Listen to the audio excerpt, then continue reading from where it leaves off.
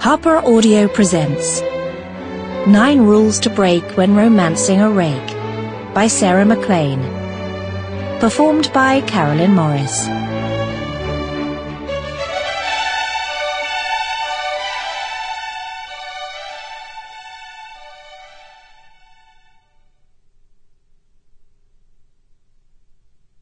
Prologue.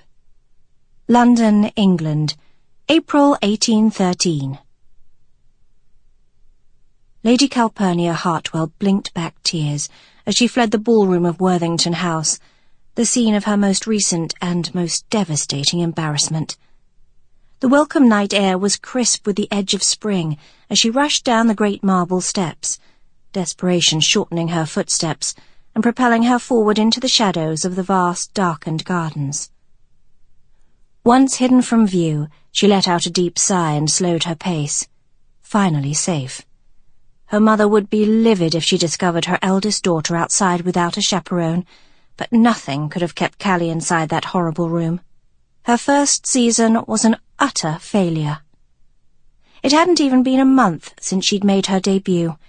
The eldest daughter of the Earl and Countess of Allendale, Callie should by all rights have been the belle of the ball.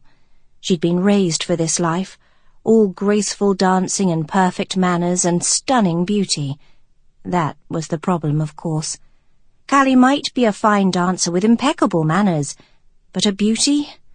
She was nothing if not pragmatic, and she knew better than to believe she was one of those. I should have known this would be a disaster, she thought as she plopped herself down onto a marble bench just inside the Worthington hedge maze. She'd been at the ball for 3 hours and had not yet been asked to dance by a suitor who wasn't entirely unsuitable.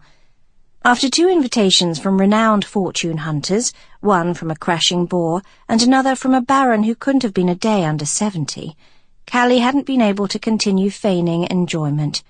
It was obvious that she was worth little more to the ton than the sum total of her dowry and her ancestry, and even that total was not enough to garner a dance with a partner she might actually like. No, the truth was, Callie had spent the better part of the season overlooked by eligible, coveted young bachelors. She sighed. Tonight had been the worst. As if it weren't enough that she was visible only to the boring and the elderly, tonight she'd felt the stares of the rest of the ton. I never should have allowed my mother to pour me into this monstrosity, she muttered to herself, looking down at the gown in question, at its too tight waistline and its too small bodice, unable to contain her breasts, which were a good deal larger than fashion dictated. She was positive that no belle of the ball had ever been crowned in such a vibrant shade of mandarin sunset, or in such a hideous frock, for that matter. The dress, her mother had assured her, was the very height of fashion. When Callie had suggested that the gown was not the most flattering to her figure, she had been informed by the Countess that she was incorrect.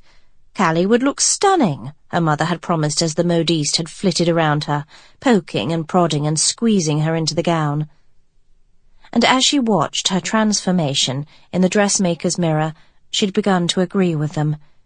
She did look stunning in this dress. Stunningly awful. Wrapping her arms tightly around her to ward off the evening chill, she closed her eyes in mortification. I cannot return. I shall just have to live here forever. A deep chuckle sounded from the shadows, and Callie shot up, gasping in surprise. She could barely make out the figure of a man as she pulled herself up to her full height and attempted to slow her pounding heart. Before she could think to escape, she spoke, allowing her distaste for the entire evening to lace her tone. You really shouldn't sneak up on people in the dark, sir. It isn't gentlemanly. He responded quickly, the deep tenor of his voice sweeping over her. My apologies. Of course one might argue that lurking in the darkness isn't exactly ladylike. Ah, there you have it wrong. I am not lurking in the darkness. I am hiding in it.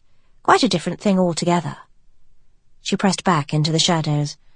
I shan't give you away, he spoke quietly, reading her mind as he advanced. You might as well show yourself. Sample complete. Ready to continue?